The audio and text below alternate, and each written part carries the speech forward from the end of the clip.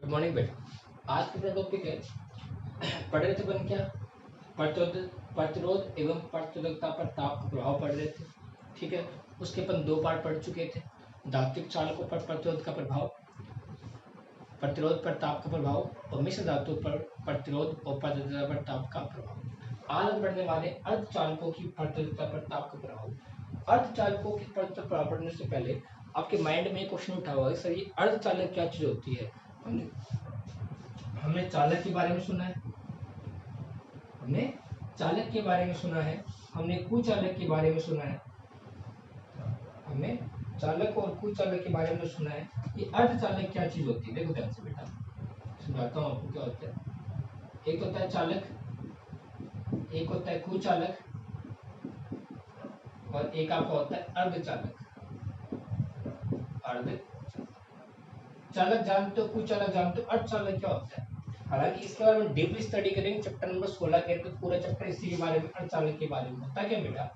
क्या आप जानते हो कि चालकों के अंदर तो यदि चालकों के अंदर अपन जानते हैं कि ताप बढ़ाएंगे तो प्रतिरोध का मान क्या होता है, बढ़ता है। कुछ चालकों में ताप बढ़ाओगे या नहीं बढ़ाओगे कुछ फर्क नहीं पड़ेगा, क्योंकि इसमें धारा का प्रवाह होता ही नहीं। सीधी सी बात है, यदि चालकों के अंदर धारा का प्रवाह होता है, कुछ चालकों में धारा प्रवाह नहीं होता। लेकिन अर्धचालकों में क्या होता है बेटा, अर्धचालकों के अंदर सामान्य ताप पर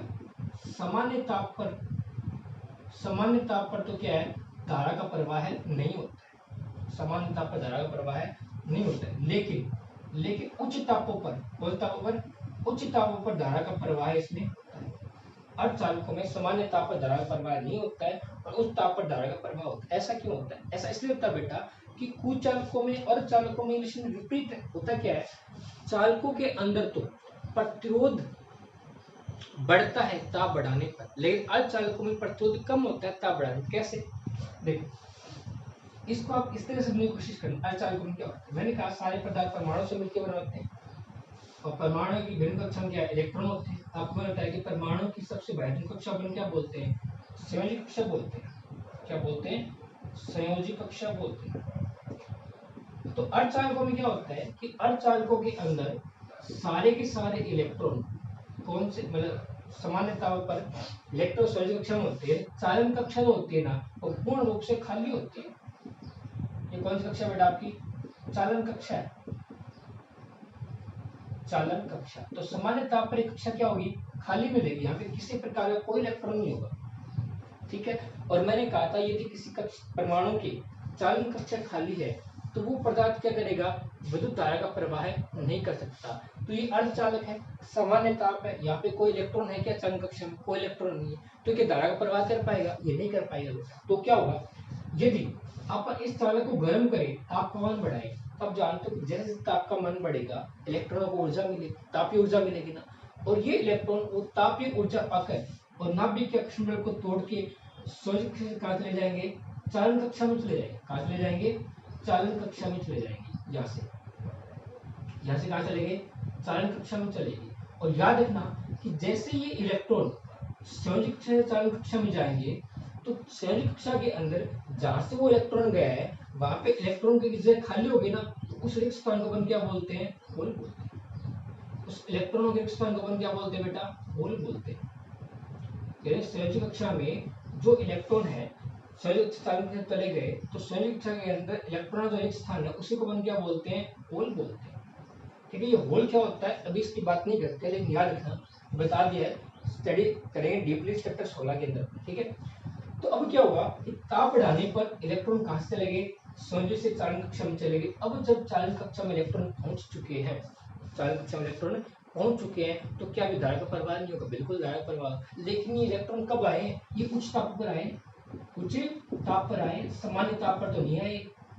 उच्च ताप इलेक्ट्रॉन आगे सामान्य ताप पर नहीं है। इसका मतलब क्या हुआ, इसका मतलब बेटा ये हो गया कि अर्धचालकों के अंदर सामान्य तापों पर तो किसी प्रकार का धारा का प्रवाह नहीं होता है, क्योंकि चालन कक्षा में किसी प्रकार के इलेक्ट्रॉन नहीं होते। लेकिन जैसे ही ताप का मान बढ़ाएंगे तो इलेक्ट्रॉन क्या होगा, चालन कक्षा से संयोजी कक्षा से चालन कक्षा में चले जाएंगे और जिससे क्या होगा, उस पदार्थ में धारा का प्रवाह होगा। तो ध्यान से देखो, यदि कम ताप पर धारा का प्रवाह नहीं हो रहा है, ये धारा के बाद में रुकावट है, और उस ताप पर धारा का प्रवाह हो रहा है तो क्या हो रहा है, प्रतिरोध बढ़ा है कम हुआ, प्रतिरोध क्या हुआ बेटा आपका कम हो गया। तो अर्धचालकों में क्या होता है, ताप बढ़ाने पर प्रतिरोध का मान कम होता है। ठीक है, यदि रिलेशन की बात की जाए तो आप जानते हो कि जब होगा क्या बेटा कि जब संयोजी कक्षा से चालन कक्षा में इलेक्ट्रॉन जाएंगे अर्धचालकों के अंदर, तो वहां पे इलेक्ट्रॉनों की अधिकता होगी। यदि इलेक्ट्रॉनों की अधिकता होगी तो इलेक्ट्रॉनों की टक्कर भी होगी। लेकिन आप जानते हो रो इक्वल टू क्या होता है, एम एन ई स्क्वायर। तो m n e square divide क्या होगा, तो होता क्या है कि विश्रांति काल तो का मान तो क्या हो रहा है, कम हो रहा है। विश्रांति काल तो का मान तो क्या हो रहा है, कम रहे, घट रहा है। तो और एन का मान क्या हो रहा है, बढ़ रहा है। बात आप जानते हो टो का मान तो घट रहा है और एन का मान क्या बढ़ रहा है, एन क्या है, इलेक्ट्रॉनों की संख्या है। ये इलेक्ट्रॉनों की संख्या तो बढ़ रही है लेकिन विश्रांति काल के तो कम हो रहा है। टक्करों के अंदर जो समय अंतराल लग रहा है वो समय अंतराल में तो गिरावट आई है, लेकिन टक्करों की संख्या क्या होगी, बढ़ी है। होता क्या है कि एन में जो वृद्धि होती है वो टो में कमी से काफी ज्यादा होती है। एन में जो वृद्धि हुई है वो टो में कमी से क्या हो रही है, काफी ज्यादा हुई। तो नेट प्रभाव किसका हुआ, एन का प्रभाव हुआ। यदि एन का मान बढ़ेगा तो रो का मान क्या होगा, अपने आप कम हो जाएगा। दैट मीन्स क्या होता है बेटा कि अर्धचालकों के अंदर ताप बढ़ाने पर प्रतिरोधकता और प्रतिरोध दोनों का मान क्या होता है बेटा, कम होता है। और ये ग्राफ किस प्रकार होती है, चरघातांकी रूप से होती है। वो ग्राफ कैसे बनता है बेटा, ग्राफ देखो इस प्रकार ग्राफ बनता है अर्धचालकों के लिए। ये ग्राफ बनेगा, ये ग्राफ किसका है, अर्धचालकों के लिए प्रतिरोध, प्रतिरोधकता और ताप के मध्य। ठीक है, और रिलेशन की बात करें तो कुछ ऐसा बना, rho equal to row not ई की घात ई जी डिवाइड बाय 2 के टी, ये रिलेशन होता है बेटा। ठीक है, इसके बीच में अब क्वेश्चन करोगे इसलिए इजी क्या चीज है, इसको इजी ऐसे लिखते हैं। ठीक है, ये रो नोट है। रो नोट के बारे में तो जानते हो आप क्या होता है क्या नहीं होता, ये क्या चीज है, के को बोलते हैं बेटा वोल्टेज मान नियतांक। क्या बोलते हैं, वोल्टेज मान नियतांक। टी क्या है, ताप। ताप किसमें बेटा, ये केल्विन में है। इजी क्या है, ऊर्जा अंतराल।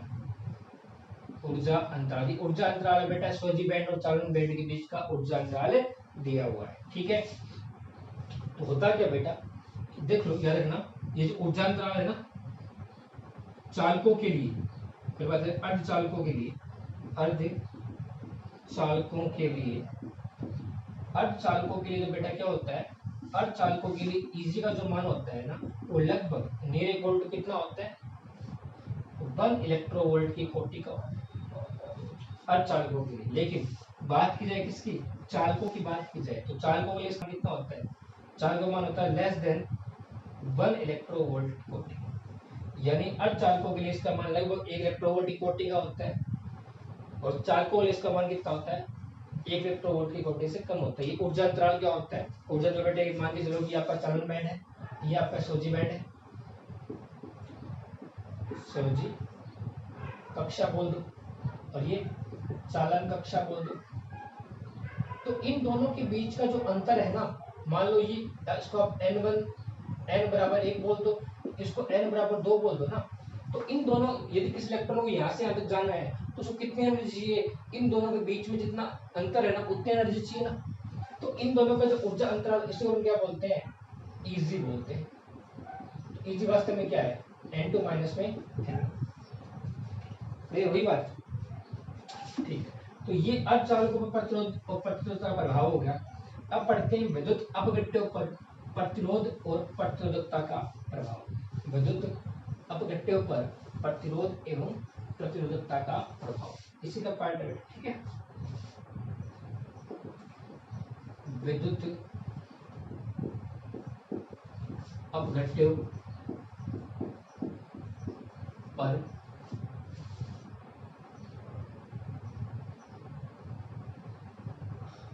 विद्युत अपघट्यों के लिए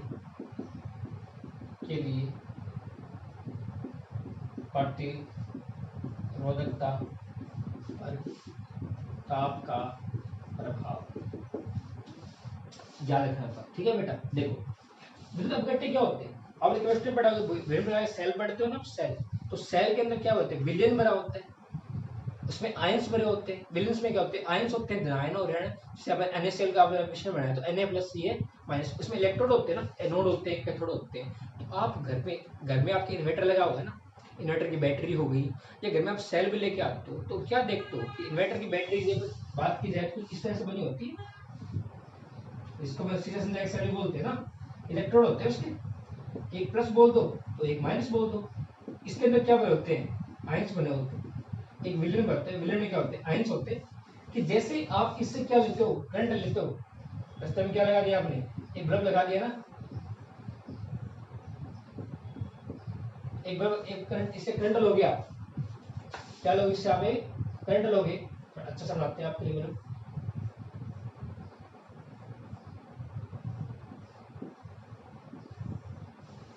ठीक है। तो सर्किट से करंट लोगे तो होगा क्या बेटा, आयंस का फ्लो होगा किससे, प्लस से माइनस की ओर। यहाँ पे Na+ जो आयन होगा, मान लो विलेन Na+ प्लस वाले आयन यहाँ होंगे और Cl- वाले आयन इधर होंगे, तो होगा क्या, ये आयंस का फ्लो होगा। तो होता क्या बेटा कि इन विलेन अपघट्टों के अंदर यदि आप तापमान बढ़ाओगे तो विलेन क्या होता है, आपने शांता पढ़ी 11वीं क्लास में, शांता क्या होता है, शांता एक द्रव्य का गुण होता है। द्रव्य का गुण क्या है, शांता है।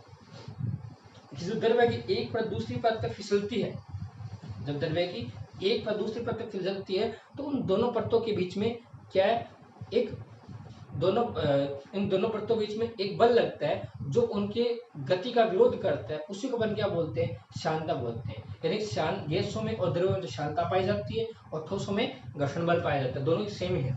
तो आप उस समय मैंने कहा था कि शांता का मान क्या होता है, ताप बढ़ने पर शांता कम होती है, जब ताप बढ़ोगे तो उसके अंदर वो पदार्थ पिघल जाएगा, उसके अंदर जो कणों पर द्रव्य कण होते हैं आसानी से गति कर पाएंगे। तो इसमें क्या है, यदि आप ताप बढ़ाओगे तो विलयन क्या होगा, पतला होगा, यानी इसके अंदर कण आसानी से गति कर पाएंगे। यदि आसानी से गति कर पाएंगे तो प्रतिरोध इसका घट जाएगा। तो याद रखना कि विद्युत अपघट्टों के अंदर यदि आप प्रतिरोध का मान, ताप का मान बढ़ाते हो तो प्रतिरोध का मान क्या होता है, आपका घटता है। क्यों, क्योंकि शांता का मान क्या हो जाता है, कम होती है, द्रव्यों में शांता पाई जाती है, शांता का मान कम होगा तो आयन आसानी से गति कर पाएंगे, और यदि आयन आसानी से गति कर पाएंगे और तेज से गति करेंगे तो प्रतिरोध का मान क्या हो जाएगा बेटा, आपका घट जाएगा। क्लियर हुआ, तो ये टॉपिक आपका ये पे कंप्लीट हुआ। नेक्स्ट टॉपिक पढ़ते बेटा अपन अति चालकता। क्या पढ़ते हैं, अति चालकता, तो इसे बोलते हैं सुपर कंडक्टिविटी।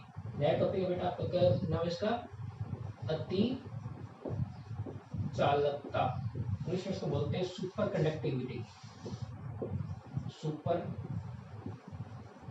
कंडक्टिविटी। अति चालकता क्या होती है, देखो बेटा ये अति चालकता किससे बोलते हैं, क्या होते हैं कि अपन ये पढ़ लिया ताप बढ़ाएंगे तो प्रतिरोध बढ़ता है, चालकों के अंदर ताप बढ़ाने पे प्रतिरोध क्या होता है, बढ़ता है। लेकिन यहाँ पे ये क्वेश्चन भी उठता है कि यदि ताप बढ़ाने पे प्रतिरोध बढ़ता है तो क्या ताप कम करने पे प्रतिरोध घटता है, बिल्कुल सही बात है। तो हम क्या बोल रहे हैं कि चालकों के अंदर एक ऐसा ताप होता है, एक ऐसा तापी बिंदु होता है जहां पर चालकता क्या हो जाती है, अनंत हो जाती है और प्रतिरोध कितना हो जाता है, शून्य हो जाता है। याद रखना, यानी धात्विक चालकों के अंदर ताप का वह मान, धात्विक चालकों के अंदर ताप का वह मान जहां पर प्रतिरोध का मान शून्य हो जाता है, जहां पर प्रतिरोध का मान कितना हो जाएगा, शून्य हो जाएगा। यदि प्रतिरोध का मान शून्य हो गया तो पदार्थ की चालकता कितनी हो जाएगी बेटा, आपकी चालकता अनंत हो जाएगी। पदार्थ चालकता कितनी हो जाएगी बेटा, आपकी अनंत हो जाएगी।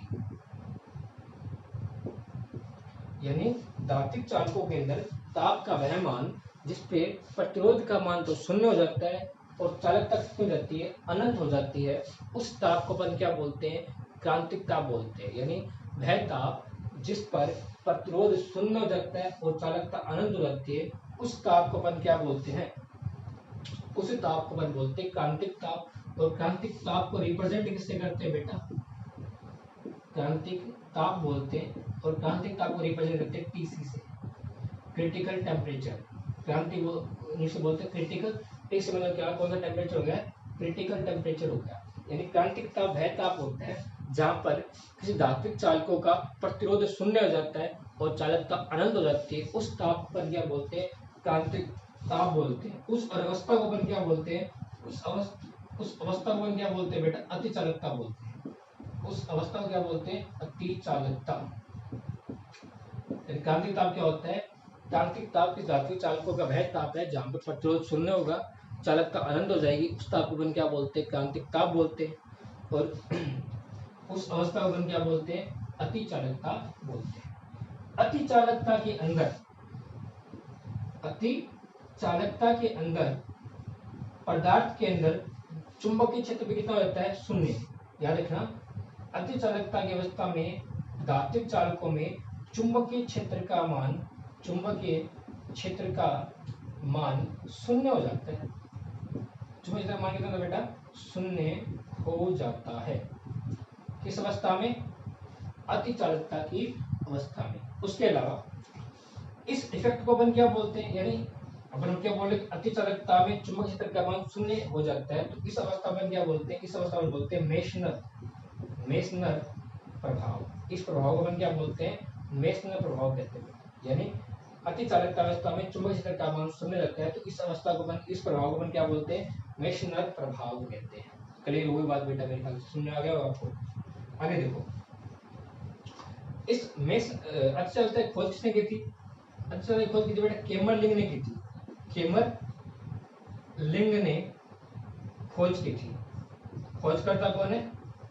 केमरलिंग। याद रखना। अति चालकता क्या होती है? इसको बोलते हैं सुपर कंडक्टिविटी। धातुक चालकों के अंदर एक जब ताप कम कर जाते हैं, ताप का मान घटते गए तो एक ऐसा ताप मिलेगा जिसे प्रतिरोध का मान शून्य हो जाएगा, चालकता अनंत हो जाएगी, उस ताप को क्रांतिक ताप कहते हैं। पदार्थ की अवस्था अति चालकता कहलाती है, और अति चालकता अवस्था में चुंबकीय पदार्थ में चुंबकीय क्षेत्र का मान शून्य हो जाता है, और इस अवस्था को क्या बोलते हैं? मेसनर प्रभाव कहते हैं। और अति चालकता की खोज किसने की थी? कैम्बरलिंग नामक के वैज्ञानिक ने इसकी खोज की थी। ठीक है बेटा, तो आज अपना ये टॉपिक यहीं पे कंप्लीट होता है।